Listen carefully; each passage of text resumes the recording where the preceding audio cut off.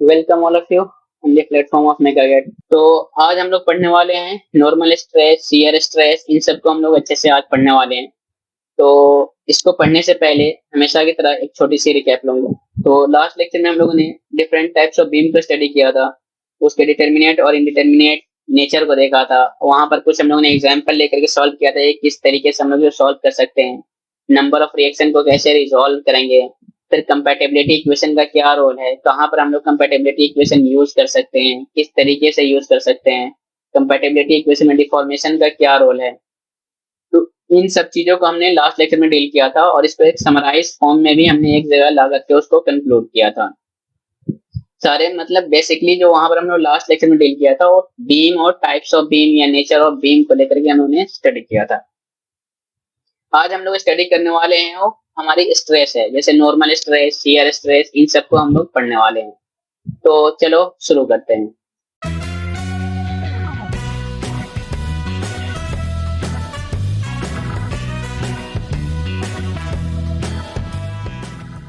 तो आज की जो हमारे टॉपिक है वो है नॉर्मल स्ट्रेस। अब ये नॉर्मल स्ट्रेस है क्या चीज, जरा इसको समझते हैं। व्हेन अ फोर्स एक्ट, क्या बोला गया, फोर्स एक्ट परपेंडिकुलर या normal to the surface of an object is called normal stress. मतलब किसी भी ऑब्जेक्ट के सरफेस के नॉर्मली अगर लोड अप्लाई हो रहा है या परपेंडिकुलरली फोर्स अप्लाई हो रहा है, तो उस केस में जो फोर्स होगी वो हमारी नॉर्मल फोर्स होगी। और उस नॉर्मल फोर्स को जिस क्रॉस सेक्शन एरिया पर वो एक्ट हो रहा है उस एरिया से डिवाइड कर देंगे या रेशियो ले लेंगे, तो वो जो हमारी स्ट्रेस होगी वो नॉर्मल स्ट्रेस कहलाएगी। जैसे यहाँ पर फॉर्मूला दिया गया, normal load per unit area. अब एरिया कौन सा लेंगे, जिस एरिया पर ये लोड नॉर्मली एक्ट हो रहा है। जैसे यहाँ पर डब्ल्यू अपन में एलबी दिया गया है, ये देखो ये डब्ल्यू क्या हो रहा है कि नॉर्मली एक्ट हो रहा है और ये इस वाले क्रॉस सेक्शन पर एक्ट हो रहा है, तो इसलिए एरिया हम लोग इसी क्रॉस सेक्शन का लेंगे, ये नहीं कि ये वाला एरिया ले लेंगे या ये वाला एरिया ले लेंगे। क्लियर है चीजें, हमें जिस एरिया पर नॉर्मली लोड एक्ट हो रहा है उसी एरिया को लेना है। अब यहाँ पर हमेशा याद रखना है कि जो एरिया और फोर्स होगा ना वो ऑलवेज परपेंडिकुलर होगा एक दूसरे के। ये नहीं कि हाँ हमने एरिया लोड ये ले लिया और एरिया ये ले लिया, ऐसा कभी नहीं करना। हमेशा ये याद रखना है कि जिस एरिया पर वो एक्ट हो रहा है लोड, और लोड नॉर्मली एक्ट होना चाहिए, हमें वही वाली एरिया लेनी है। या ये बोल सकते हैं सिंपल फॉर्म में कि एरिया एंड लोड ऑलवेज क्या होगा, वो परपेंडिकुलर होगा। या इसको दूसरे लैंग्वेज में हम लोग ये रिप्रेजेंट कर सकते हैं कि magnitude of normal internal resisting force, जिसको मैंने IRF से दिखाया है, normal internal resisting force induced eight a point under given load. मतलब ये कोई अगर किसी बॉडी के ऊपर लोड अप्लाई किया गया है तो उस लोड की वजह से किसी भी बॉडी के अंदर किसी पर्टिकुलर पॉइंट पर जो नॉर्मली इंटरनल रेसिस्टिंग फोर्स होगा ना वही रिप्रेजेंट क्या कर देगी, जो हमारी होगी नॉर्मल स्ट्रेस, अगर हम उस इंटरनल रेसिस्टिंग फोर्स को उस एरिया से डिवाइड कर दे तो। जैसे यहाँ पर हमने एक बॉडी लिया है, ये तरह समझो कि हमारी ये यही बॉडी है, इसका फ्रंट व्यू लिया गया और इसको क्या कर दिया कि यहाँ से कटिंग कर दिया, कटिंग फॉर्म में यहाँ पर लगा दिखाया गया है। तो यहाँ पर ये लोड इस डायरेक्शन में पी अप्लाई हो रहा है और इधर भी पी अप्लाई हो रहा है, तो ये वाला लोड क्या होगा, इस बॉडी को इधर की तरफ खींचना चाहेगा और ये वाला पार्ट इस बॉडी को इधर की तरफ पुल करना चाहेगा।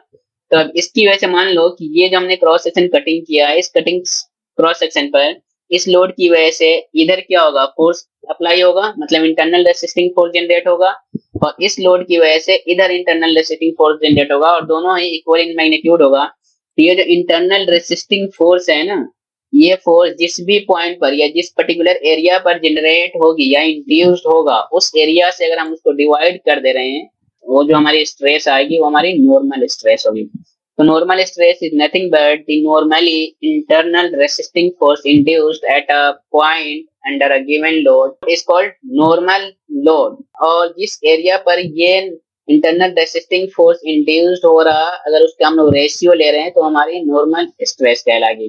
अब ये वैलिड कब होगी, ये वैलिड तब होगी जब हमारी लोड क्या हो कि जो लोड या स्ट्रेस यूनिफॉर्मली डिस्ट्रीब्यूटेड हो। क्या हो, अगर वो हमारी लोड यूनिफॉर्मली डिस्ट्रीब्यूटेड हो तभी ये वैलिड है। अगर नॉन यूनिफॉर्म मैनर में डिस्ट्रीब्यूटेड है क्रॉस सेक्शन पर तब ये वैलिड नहीं है। इसलिए मैंने यहाँ पर इंटरनल रेसिस्टिंग फोर्स का मैग्नीट्यूड, ये एरो क्या है, मैग्नीट्यूड को रिप्रेजेंट कर रहा है कि हर एक पॉइंट पर कितना इंटरनल रेसिस्टिंग फोर्स जनरेट हो रहा है। तो मैंने एक ऑलमोस्ट क्या किया है कि प्रिंट बनाया है तो एक इक्वल लेंथ का एरो बनाया है ताकि ये रिप्रेजेंट कर दे कि यूनिफॉर्म मैनर में यहाँ पर क्या हो रहा है कि स्ट्रेस जो इंड्यूस्ड हुआ है वो यूनिफॉर्म मैनर में हुआ है या यूनिफॉर्मली डिस्ट्रीब्यूटेड है। क्लियर हुई चीजें?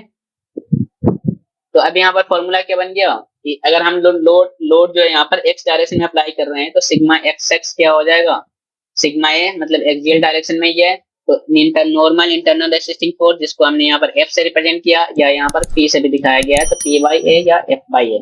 एफ और पी क्या है, internal resisting force at a given cross section और एट एनी क्रॉस सेक्शन। अब यहाँ पर जो हम लोग स्ट्रेस पढ़ते हैं ना, तो यहाँ पर ये सिंबल यूज किया गया है सिग्मा एक्स एक्स, कहीं पर सिग्मा ए बी, कहीं पर sigma x y y x ऐसा रहता है। तो ये ऐसा क्यों होता है इसको जरा हम लोग समझते हैं। तो जनरली जो सिग्मा है पूरे सोम के अंदर हम लोग ये स्ट्रेस के लिए यूज करते हैं, नॉर्मल स्ट्रेस को रिप्रेजेंट करने के लिए। लेकिन यहाँ पर ये जो अल्फाबेट सफिक्स में यूज किया गया है ये डायरेक्शन और फेस को रिप्रेजेंट करता है। तो ये जो एक्स एक्स है ये रिप्रेजेंट कर रहा है कि कौन सी फेस पर स्ट्रेस एक्ट हो रहा है, और ये जो लास्ट वाला अल्फाबेट होगा जो यहाँ पर मैंने इसको यहाँ पर ये दिखाया गया है, ये वाली जो एक्स है ये रिप्रेजेंट करती है कि कौन सी डायरेक्शन में स्ट्रेस एक्ट हो रही है। क्लियर हुई चीजें? तो ये तो हमारे सिग्मा रिप्रेजेंट करती है नॉर्मल स्ट्रेस, और जो यहाँ पर सफिक्स एक्स एक्स यूज किया गया मतलब ये एक्स एक्स फेस पर एक्ट हो रही है, और जो लास्ट वाला अल्फाबेट है एक्स वो रिप्रेजेंट करती है कि ये एक्स डायरेक्शन में स्ट्रेस एक्ट हो रही है। अब जरा हम लोग नॉर्मल स्ट्रेस को तो देख लिया, तो नॉर्मल स्ट्रेस को देखने के बाद अब हम लोग देखते हैं स्ट्रेस क्या है। तो अभी जो मैंने तुम्हें स्ट्रेस का डेफिनेशन दिया वही यहाँ पर अप्लाई होगा। It is defined as the magnitude of internal resisting force. Internal resisting force अभी मैंने यहाँ पर आईआरएफ से अभी जस्ट बताया कि IRF representing the internal resisting force. अगर ये इंड्यूस्ड हो रहा है किसी भी पॉइंट पर under a given load is called stress. तो ये बोल सकते हैं कि magnitude of internal resisting force induced at any point और at a point under a given load is called what, stress.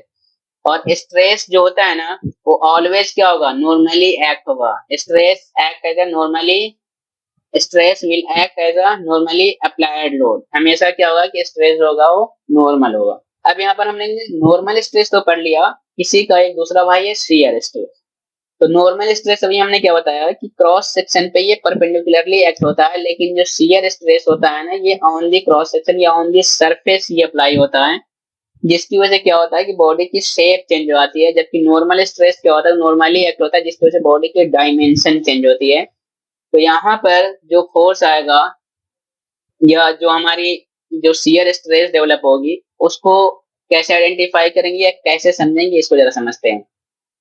तो अब यहाँ पर देखो, it is defined as the magnitude of internal resisting shear force. अभी हमने क्या पढ़ा कि magnitude of internal resisting force only पढ़ा था, लेकिन शियर स्ट्रेस के अंदर magnitude of internal resisting shear force है, not only force, shear force developed at a point under given load. मतलब कोई भी दिए गए लोड के अंदर किसी पर्टिकुलर पॉइंट पर इंटरनल रेसिस्टिंग शियर फोर्स कितना इंड्यूस्ड हो रहा है वो रिप्रेजेंट क्या करेगी, शियर फोर्स। उस शियर फोर्स को अब हम लोग क्या करेंगे किसी पर्टिकुलर एरिया से अगर हम लोग उसको डिवाइड कर देंगे, रेशियो ले लेंगे, तो हमारी क्या कहलाएगी, शियर स्ट्रेस कहलाएगी। अब यहाँ पर एफएस जो है ये रिप्रेजेंट कर रहा है शियर फोर्स या इंटरनल रेसिस्टिंग शियर फोर्स। अब ये जो एक्ट होता है ये क्रॉस सेक्शन के पैरेलल होता है। क्या होता है ये क्रॉस सेक्शन के, ये क्रॉस सेक्शन के पैरेलल होगा, ये याद रखना है। जबकि इंटरनल रेसिस्टिंग फोर्स मैंने क्या बताया कि क्रॉस सेक्शन के ये नॉर्मली या परपेंडिकुलर होता है, और जिस भी सरफेस पर शियर फोर्स अप्लाई किया जाएगा वही एरिया यहाँ पर भी लेना है नॉर्मल लोड की तरह या नॉर्मल स्ट्रेस की तरह। लेकिन यहाँ पर एक नोट पॉइंट यहाँ पर ये निकल करके आ रहा है कि जो हमारी नॉर्मल स्ट्रेस है ना, only one acting in one direction at a point, normal stress is only one. मतलब किसी एक पर्टिकुलर पॉइंट पर नॉर्मल स्ट्रेस एक ही होगा, only one acting in one direction. एक पर्टिकुलर पॉइंट पर एक ही नॉर्मल स्ट्रेस एक्ट होगा और एक सिंगल डायरेक्शन में एक्ट होगा। लेकिन शियर स्ट्रेस जो होता है ना वो दो डायरेक्शन में एक्ट होगी किसी भी पॉइंट पर। One of the direction specifies the orientation, मतलब एक डायरेक्शन जो होगी ना उस बॉडी की ओरिएंटेशन को दिखाएगी। क्लियर है? ओरिएंटेशन ऑफ द सरफेस मतलब सरफेस किस डायरेक्शन में ओरिएंट हो रही है। जैसे शेप हमने अभी इंट्रोडक्टरी पार्ट जब फर्स्ट लेक्चर पढ़ा था उसके अंदर मैंने दिखाया था डायग्राम के फॉर्म में कि शियर लोड की वजह से या शियर फोर्स की वजह से क्या होता है, बॉडी की शेप चेंज हो जाती है, मतलब वहां पर शेप ओरिएंट हो रही है। क्या होता है कि लोड की वजह, शियर लोड की वजह से। तो एक जो उसका डायरेक्शन होगा ना, वो ओरिएंटेशन ऑफ द सरफेस को रिप्रेजेंट करेगा, और दूसरा जो होगा होगा specify the direction of the force on the surface. मतलब एक जो डायरेक्शन होगा उस फोर्स की डायरेक्शन को स्पेसिफाई करेगा, और दूसरा जो होगा बॉडी की ओरिएंटेशन को रिप्रेजेंट करेगा। क्लियर हुई चीजें? तो याद क्या रखना है कि किसी एक पर्टिकुलर पॉइंट पर जो नॉर्मल स्ट्रेस है वो ओनली वन होता है और एक सिंगल डायरेक्शन में एक्ट होता है, जबकि शियर स्ट्रेस होता है, ये सरफेस फिनोमेना है, तो ये दो डायरेक्शन में एक्ट होता है। दो डायरेक्शन में, टू डायरेक्शन होता है। Shear stress acting in two direction, एक डायरेक्शन उस बॉडी की सरफेस की ओरिएंटेशन को दिखाता है, और दूसरी दिखाता है कि उस बॉडी के ऊपर फोर्स जो लग रहा है कौन सी डायरेक्शन में। अब यहाँ पर कुछ हम लोग एग्जाम्पल लिए हैं, और एग्जाम्पल जो लिए हैं यहाँ पर हमने यहाँ पर प्रिज्मेटिक बीम कंसिडर किया। अब जरा समझो ये प्रिज्मेटिक बीम होता क्या है। तो अगर हमारी बीम की cross section area through out the length अगर सेम है, यूनिफॉर्म है, तो उस बीम को हम लोग बोलेंगे प्रिज्मेटिक बीम। जैसे मैंने यहाँ पर ये बीम लिया है, तो इस बीम के पूरे लेंथ तक जो क्रॉस सेक्शन एरिया क्या, वो हर जगह पर, यहाँ पर भी क्रॉस सेक्शन एरिया इतना ही आएगा, यहाँ पर भी क्रॉस सेक्शन एरिया क्या और सेम आएगा, यहाँ पर भी क्रॉस सेक्शन एरिया सेम आएगा। अगर ये क्रॉस सेक्शनल एरिया सेम नहीं होता, मतलब टेपर्ड बीम होता, तो उस केस में ये प्रिज्मेटिक बीम नहीं कहलाता। तो यहाँ पर प्रिज्मेटिक बीम बोला गया है, तो इसका मतलब ये है कि through out the length of the beam cross section क्या होगा, वो सेम होगा। तो अब यहाँ पर देखो कि जो सिग्मा एक्स लिया गया या sigma A equal to P by A. अब ये पी बाई ए क्यों लिया गया है, क्योंकि ये लोड क्या पी अप्लाई किया गया है यहाँ पर, और ये इस बॉडी का जो क्रॉस सेक्शन हमने कंसीडर किया ए किया गया है, तो इसलिए पी बाई ए आ गया। और ये ए क्यों दिया गया, क्योंकि बॉडी के एक्सियल डायरेक्शन में भी लग रहा है। अब यहाँ पर आता है स्ट्रेन। ये जो एप्सिलॉन दिखाया गया यहाँ पर, एप्सिलॉन एक्स और एप्सिलॉन लॉन्ग, ये दिखा रहा है कि स्ट्रेन अलोंग एक्स डायरेक्शन और लॉन्गिट्यूडनल डायरेक्शन। वो इसलिए क्योंकि एक्स डायरेक्शन जो है बॉडी के लेंथ के अलोंग है, इसलिए ये रिप्रेजेंट कर रहा है लॉन्गिट्यूडनल डायरेक्शन को। तो स्ट्रेन का फॉर्मूला हमें क्या पता है कि स्ट्रेस अपॉन में यंग्स मॉडुलस। जब हम लोग स्ट्रेस स्ट्रेन लॉ पढ़ेंगे तो उसके अंदर हम लोग देखेंगे कि stress is directly proportional to strain, Hooke's law, up to proportional limit. तो वहीं से ये लाया गया है कि स्ट्रेन जो होगा लॉन्गिट्यूडनल डायरेक्शन में, stress along the x direction या लॉन्गिट्यूडनल डायरेक्शन अपॉन में यंग्स मॉडुलस ऑफ इलास्टिसिटी, और स्ट्रेन अलोंग एक्स डायरेक्शन क्या है, सिग्मा ए है by E, E Young's modulus of elasticity को रिप्रेजेंट कर रहा है। या दूसरा जो फॉर्मूला होता है स्ट्रेन का, वो होती है कि चेंज इन लेंथ अपॉन में ओरिजिनल लेंथ। ये डेल एल रिप्रेजेंट कर रहा है चेंज इन लेंथ, और एल नॉट दिखा रहा है कि बॉडी की इनिशियल कंडीशन में जो लेंथ होती है उसको रिप्रेजेंट कर रही है। ये हमारी बॉडी जो रेड कलर से यहाँ पर दिखाया गया है, ये हमारे क्या ओरिजिनल डायमेंशन में दिखाया गया है बिफोर अप्लाइंग द लोड। तो उस केस में जो ओरिजिनल लेंथ है एल नॉट से रिप्रेजेंट किया गया। जब लोड अप्लाई कर दिया गया उस केस में देखो बॉडी का जो डायमेंशन है वो कुछ इस तरीके से चेंज होकर के आ गया, बॉडी की डायमेंशन चेंज हो गई। तो इस केस में जो इसका लेंथ आया मैंने यहाँ पर L1 से दिखाया है, LF से दिखाया है, और इस बॉडी का जो डायमेंशन इनिशियली था मतलब डायमीटर, वो D नोट से रिप्रेजेंट किया है, और आफ्टर अप्लाइंग द लोड इसकी जो डायमीटर हो गई वो D1 हो गई। ये x डायरेक्शन में रिप्रेजेंट कर रहा है, ये y, और ये z डायरेक्शन में रिप्रेजेंट कर रहा है, और फाइनल डाया जो यहाँ पर है ये D1 से रिप्रेजेंट किया गया। क्लियर हुई चीजें? अब इसको हम लोग यहाँ पर यूज करने वाले हैं।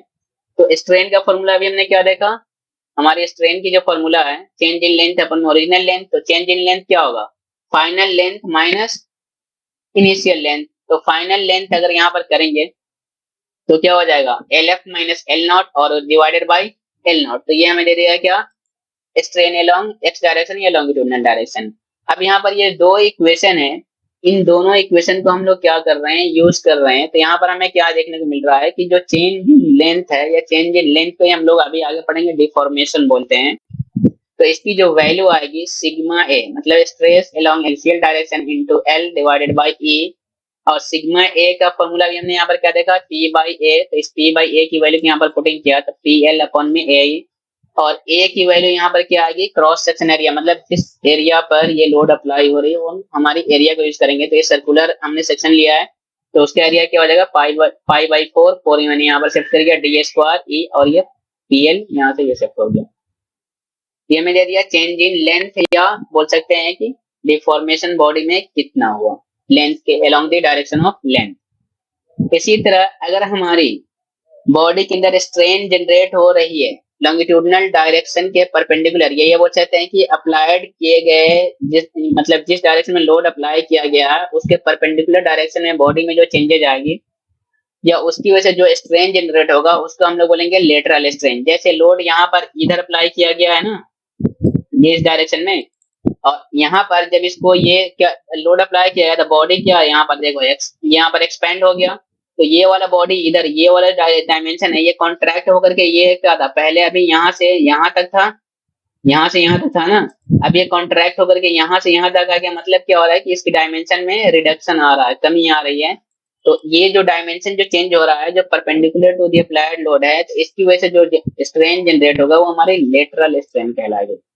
अब ये लेटरल स्ट्रेन क्या होगी, यहाँ पर वाई डायरेक्शन में भी होगी और जेड डायरेक्शन में भी, क्योंकि दोनों क्या है कि एक्स एक्सिस के परपेंडिकुलर है। तो ये दोनों ही केस में हमारी जो लेटरल स्ट्रेन होगी वो सेम होगी। क्यों? क्योंकि हमारी बॉडी क्या है, वो यूनिफॉर्म है या प्रिज्मेटिक बीम है। तो lateral strain equal to strain along y direction equal to strain along z direction equal to minus of mu into strain along longitudinal direction. ये माइनस क्यों लिया गया?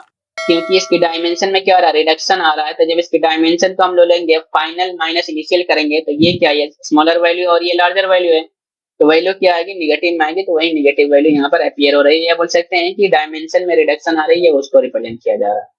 तो यहाँ से रिलेशन क्या निकल के आ गया कि ये जो है यहाँ पर पॉइजन रेशियो यहाँ पर दिया है, जिसको हम लोग म्यू से यहाँ पर दिखा रहे हैं, इसकी वैल्यू होती है minus of lateral strain upon में लॉन्गिट्यूडिनल स्ट्रेन। अब यहाँ पर जो रिलेशन डेवलप हुआ लेटरल स्ट्रेन केस में, डेल डी मतलब change in length in diameter upon में ओरिजिनल डायमीटर। तो ये हमें केस आ गया। तो यहाँ पर क्या किया कि ये वाले रिलेशन को यूज करते हुए हमने यहाँ पर ये वाला रिलेशन यूज किया, ये दोनों। तो minus of mu into longitudinal strain की वैल्यू सिग्मा एक्स वाई ये पुटिंग कर दिया। तो इस केस में देखो कि हमने जब सॉल्व किया, तो सॉल्व करने के बाद हमें क्या मिल गया, D not into mu P by A into 1/a, और यहाँ पर equal to minus D not mu, और ए की वैल्यू हमने यहाँ पर क्या कर दिया, पुटिंग कर दिया। तो ये क्या हो जाएगा, by D square P into 4 into 1/e।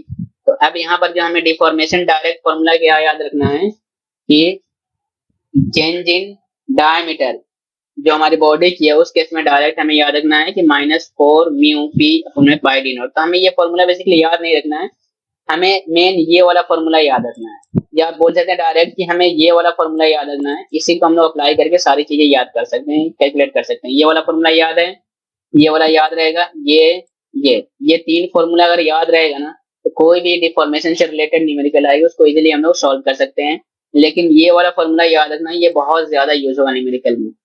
बहुत सारे क्वेश्चन इस पे आए हुए हैं, केसी के अंदर, गेट के अंदर भी, और कहीं कहीं पर तो ये बीच में ये फॉर्मूला यूज होता है डिफॉर्मेशन कैलकुलेट करने के लिए, जो हमें फर्दर किसी आगे कैलकुलेशन में यूज करना पड़ता है। तो ये वाला फॉर्मूला याद करना है किसी भी हालत में, और ये दोनों याद करोगे बाकी हमारे सारे चीजें यहाँ पर सॉल्व हो जाएगी और इजी हो जाएगी कैलकुलेशन करने में। यहाँ पर ये जो डी नॉट यहाँ पर रिप्रेजेंट किया गया है, ये जो डी नॉट है ये इनिशियल डायरेक्ट को रिप्रेजेंट कर रहा है, और जो एल नॉट है ये इनिशियल लेंथ को रिप्रेजेंट कर रहा है, जो यहाँ पर इस डायग्राम में दिखाया गया। तो ये थी हमारी स्ट्रेस को लेकर के, नॉर्मल स्ट्रेस और शियर स्ट्रेस, और इन दोनों को हम लोगों ने क्या किया कि प्रिज्मेटिक बीम के ऊपर स्टडी किया। अभी आगे हम लोग देखेंगे इसके अंदर कि नॉर्मल स्ट्रेस और शियर स्ट्रेस को हम लोग टेपर्ड बीम के अंदर भी स्टडी करेंगे। तो वहां पर क्या रोल आएगा, वहां पर किस तरीके से न्यूमेरिकल को हम लोग फेस करेंगे, या किस तरीके से न्यूमेरिकल को सॉल्व करेंगे, हम लोग आगे लेक्चर में देखने वाले हैं।